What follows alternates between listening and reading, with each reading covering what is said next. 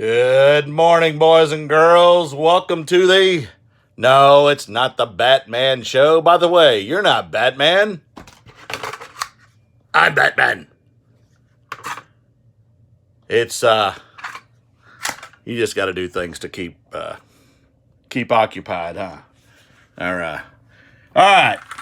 Hope everybody's having a good day. I ran to the bins, even though I said I was taking a hiatus this week from going. I got the FOMO disease, fear of missing out, and I decided to run down there real quick. I only did one round. But in other states, I've noticed they have Goodwill bins, but I never see the actual totes on rollers. And I just wanted to show you a real quick video of what it looks like here in Oklahoma. We have the big bins like I see in a lot of the other places, but we don't. This is the totes on wheels, or on the rollers. And there's all kinds of stuff in these. Basically, that's where you find the knickknacks, and here it's 69 cents a pound for all that stuff. So I did spend $48 down there. I did purpose a lot of things, or source a lot of things. Real quick, I'll talk about that in a minute. I'm going to go ahead and show you what I sold. I only had 4 sales yesterday, but they were all decent sales. The first one was another box in the last box of this Canon PG240XL CL241 ink that I bought about a week or so ago and paid like 50 cents or $1 for it. Sold it for $30.95 plus shipping. I've had these for a while. These are Addicted women's jeans, 1031s.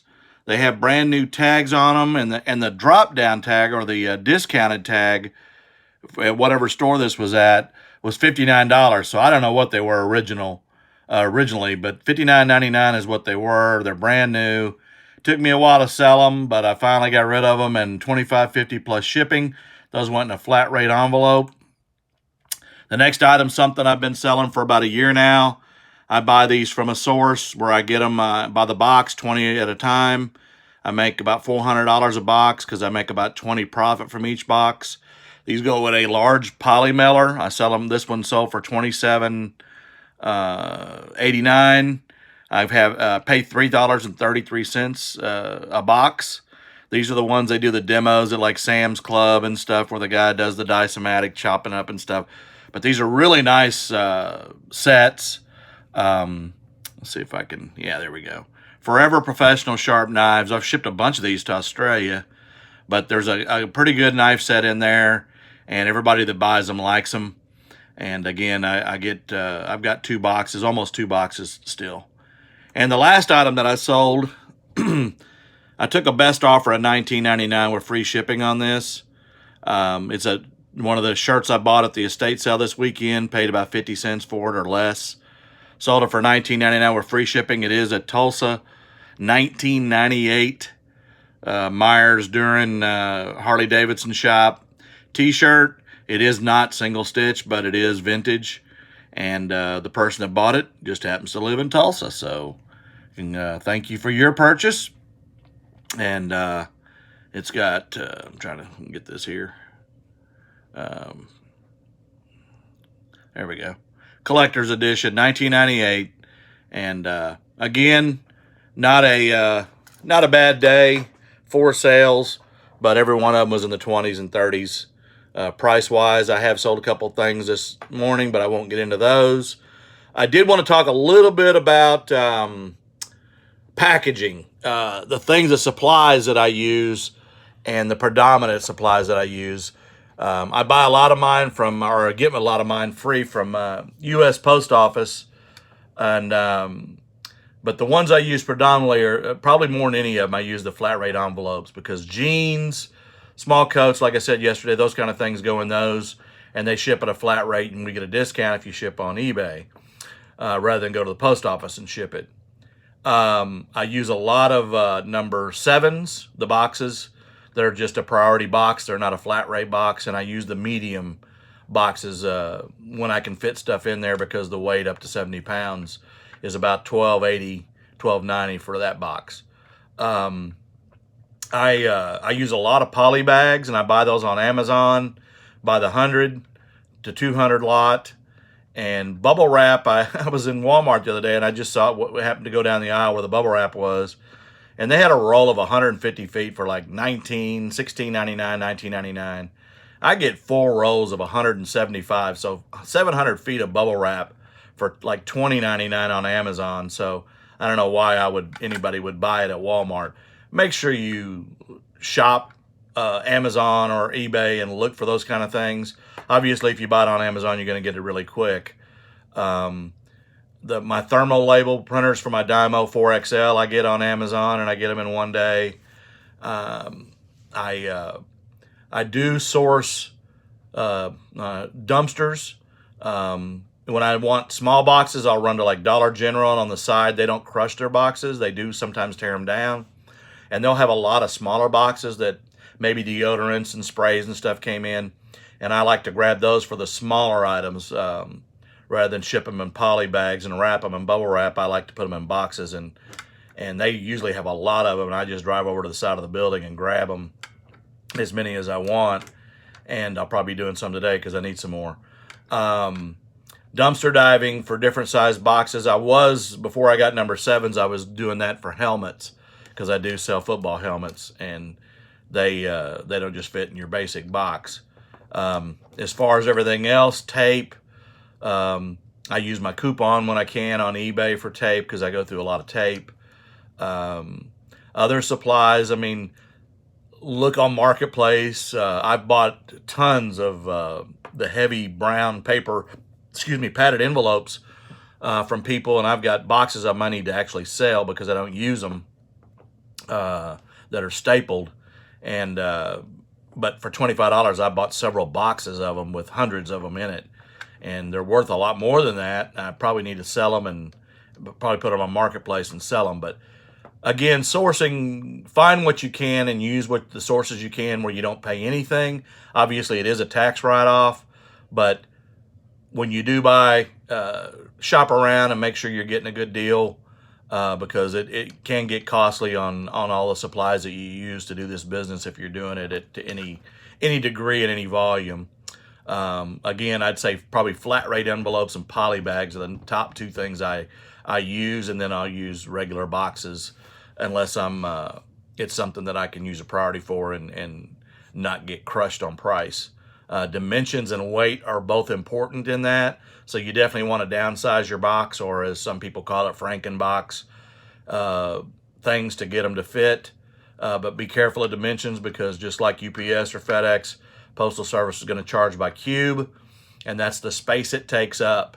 Spending 35 years in trucking, when you're trying to explain to a customer, especially because I came from an industry where it was mostly palletized freight, don't ship boxes and fill them full of fluff, because where trucking companies make their money is over the road filling the space. So, for example, if you're shipping pallets, I would tell people, build your box 7 foot high because the trailer cube is just a little bit bigger than that, the height.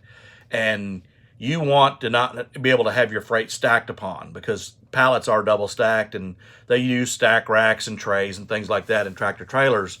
But the trailers have to be cubed and full when they leave because the companies are not making money running down the road when the trailers are half full or full. They have to be empty. And so that's why they want backhauls. In the LTL business, there's always a backhaul unless it's an imbalanced lane. And what I mean by that is places like Phoenix and Denver and Florida, if you're shipping heavy freight, it's more expensive to go to those places from, say, here in Oklahoma because there's not a lot of manufacturing in those places. There's a lot of people buying goods in those places and consuming, but they're not shipping a lot out of there. So it costs more. The rates are higher to go into those places because they're running empties out of there. And when you're running empty trailers, you got to remember they're paying people fuel, they're paying people wages, wear and tear, mileage or taxes for state taxes on the highways, the federal, and so they have to recoup their money. And so they're going to cube the trailers, they're going to fill them. And you don't want to have boxes that are half full and then you fill them full of peanuts or foam or paper or bubble wrap and have those take up space because they're going to charge you for the space that you're using when it really isn't necessary. If you'll collapse your box down, I mean, obviously you want to protect it with cardboard and bubble wrap and things, but you don't want to have it full of fluff that, one, it gets crushed because of the weight, that something may get stacked on it that's heavier, and two, that you're wasting that space and getting charged for that space, because that's the way it works. They charge for the space that you use. So you want to use as little as you can, but protect the product that you're shipping. You want it to get there intact, damage-free, obviously. So that's kind of my spiel today. I did source. I found today. I found at the bins. I found a bunch of unopened pantyhose and leggings and things. And I know that a lot of women don't wear those anymore, but they're still sale out there, and they were all brand new. And at 69 cents a pound, they didn't weigh anything. So I probably got, I don't know, 15 packages of that stuff for probably not even $1. And I also found a lot of diabetic testing strips. They are not prescription. They're just the testing strips. And I found boxes of those, leg straps, a ski bag, an Arctic Cat ski bag, like a gym tote type bag that's worth quite a bit of money, a pan that's worth quite a bit, a lot of vintage toys, little knickknacks, Transformers, and other toys that I haven't done the research on, a few caps. What else did I find? Ornaments, vintage ornaments, Christmas ornaments, and the like. And it's finding the hard goods, again, is what I talk about all the time. That's what you want to be looking for.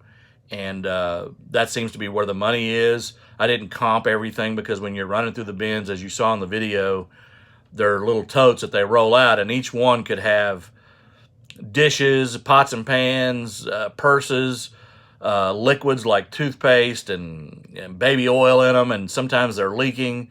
So when you go to those places, you want to wear gloves. I didn't today. I forgot mine. But you want to be careful. There could be cut glass. There's a lot of mugs and wine glasses and pitchers and electronics.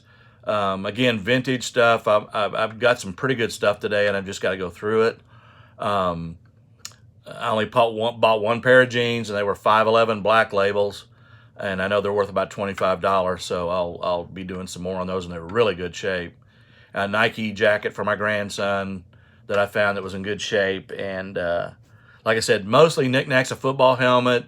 I even found some clear totes, a tripod for a buddy of mine that's been looking for a tripod.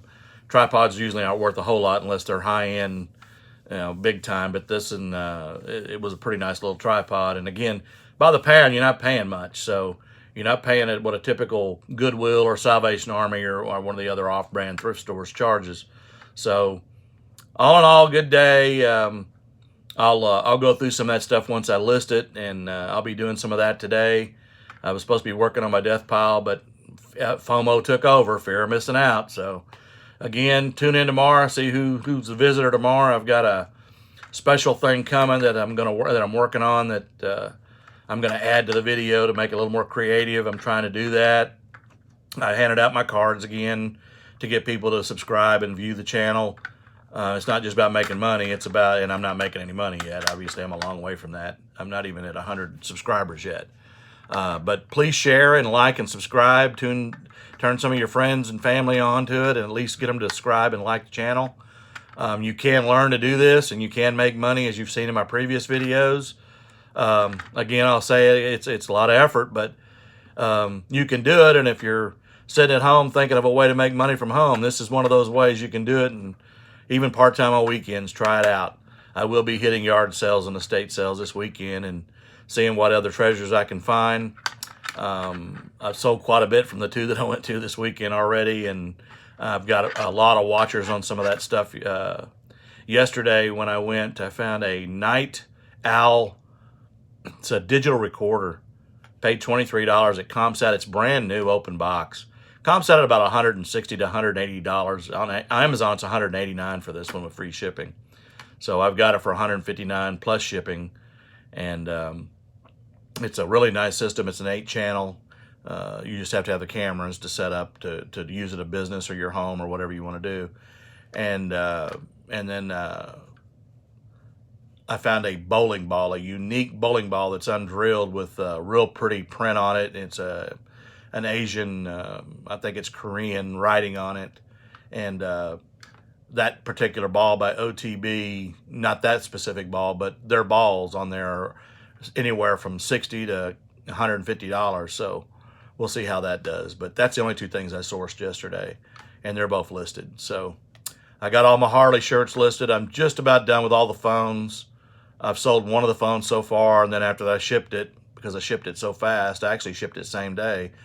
The buyer sent me a message last night, wanted to cancel because he said it's a V3E or something, and it didn't say that. It said V3 on it. And I said, well, when it gets to you, if you want to return it at your cost for shipping, I'll refund your money. But you saw the video, I mean, the pictures, and it does say V3. It doesn't say V3E. But, you're going to run into that with buyers, and whether they're reselling or using the item themselves, it doesn't matter. I mean, you're going to run into those things, and you just have to take those in with a grain of salt and let it slide off your back and move on, because that's going to happen. A lot of my buyers today for the 4 items I sold had zero feedback. So usually those are the ones I worry about the most, because they're the ones that either don't pay you or they're trying something on you. And but I've been really surprised here in the last couple of months on a lot of the zero feedback people that are just looking for that special item or something they've been looking for a while, and I had it. So again, keep it all going. Again, please tune in tomorrow. Like and subscribe. Make comments below if there's anything that you got questions on or what I talked about. And y'all have a great day, and I'll talk to you tomorrow. See who's going to be here tomorrow.